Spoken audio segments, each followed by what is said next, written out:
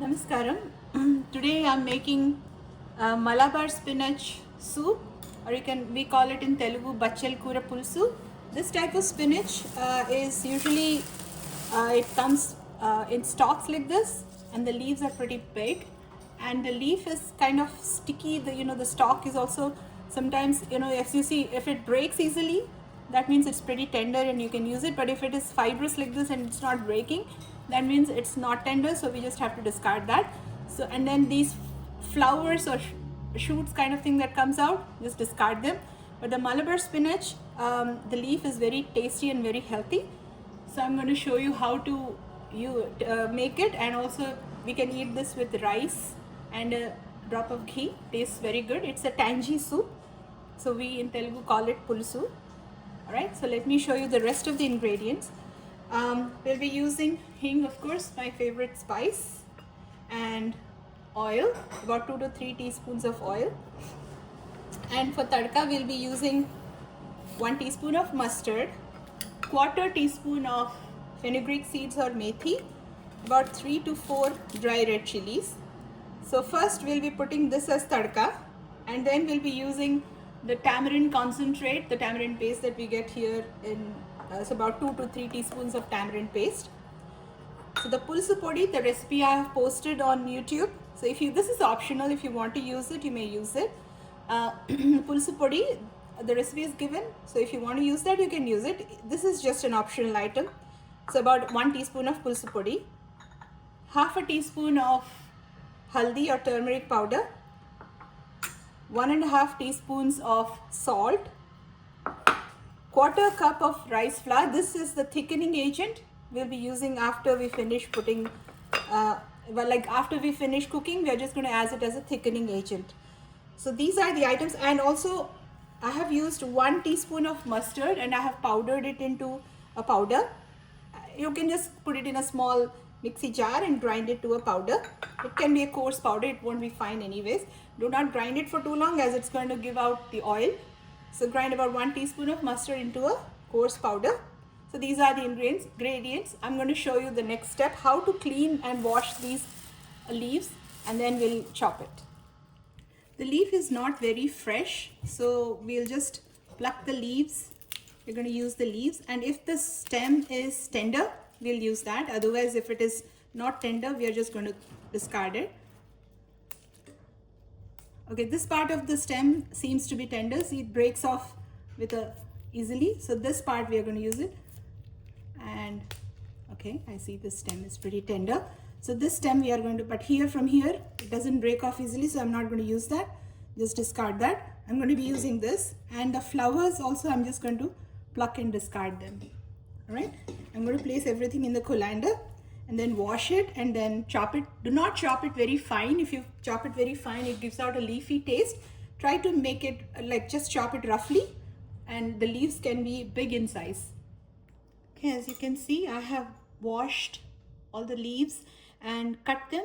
They're pretty big in size, if you can see, as if I have just torn them with my hand like this. So, and I have kept the stalks also, the tender stalks.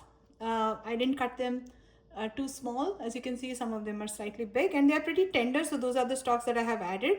And a few flowers here and there are okay. Try to remove as many as you can. And then some of the leaves are some of the stalks are big also. So once you add salt and boil them, they these taste very good, just like drumsticks in sambar. You can just pick them and eat, very tasty. So but don't keep any of the ones that are very hard. They'll be fibrous. Only use the ones that are very tender. So make sure that you're only using the tender stalks. Okay, let's go to the next step. As you can see, I'm making a big batch. So about a full big bowl of Malabar spinach. So for this quantity is what I'm going to be using for today. To make the pulusu or the Malabar spinach soup or Bachali pulusu, today I'm using a pressure pan. So to that, first I'll be adding 2 to 3 teaspoons of oil. I'm using olive oil. You can use any oil of your choice. Don't use mustard oil or any oil that has a strong aroma or flavor or taste. So to this one, I'm adding about half a teaspoon of hing. For these kind of things, you should add a lot of hing because the hing gives it a very nice taste. That's my favorite spice, of course. And quarter teaspoon of methi or fenugreek seeds. 1 teaspoon of mustard seeds. And 4 to 5 dry red chilies, which I'll just break with my hand like this and add it. And then let the mustard start to splutter, and the methi will also turn slightly golden brown, and then we'll add hing, and then we'll add the chopped spinach. The mustard has started to splutter, and also the methi has changed its color. I'm adding hing one more time.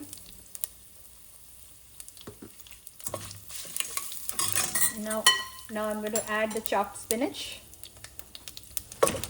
Be careful when you're adding because the oil is very hot.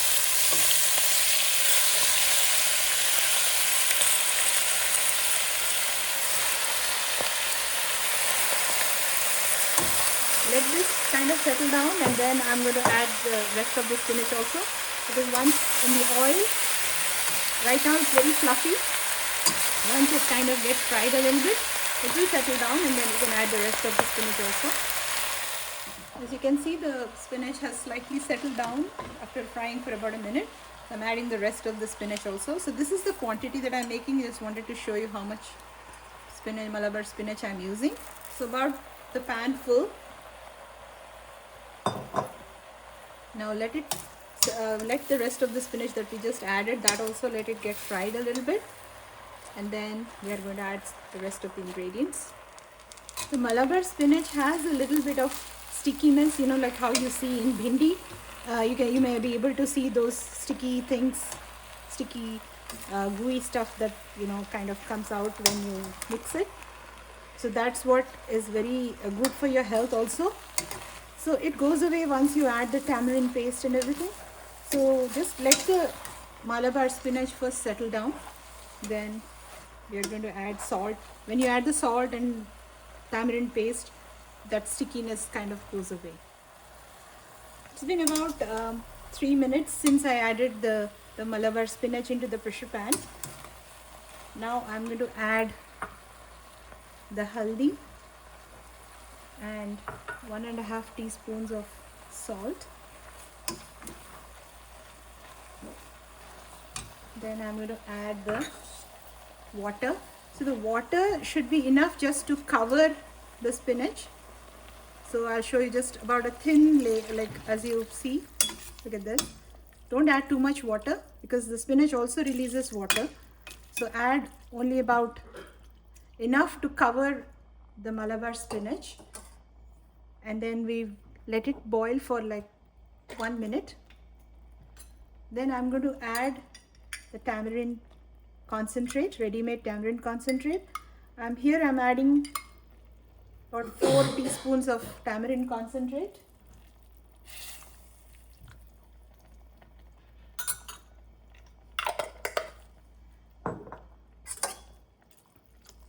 Give it a mix.